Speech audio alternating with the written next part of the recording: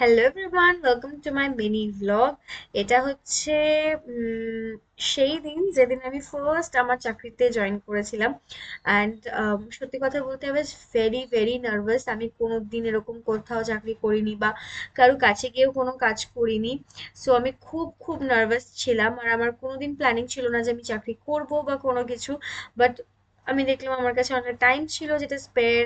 আমি ভাবলাম যে চলো একটা কিছু ট্রাই করা যাক।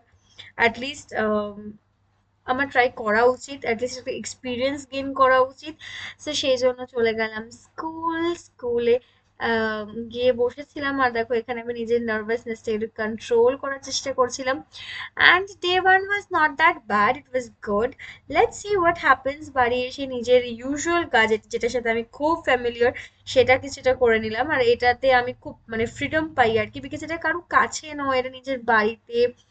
And I come from a business family, so my mindset is kind of like বাড়ির খাও বাড়ির করো, like so yeah, that's it. Bye.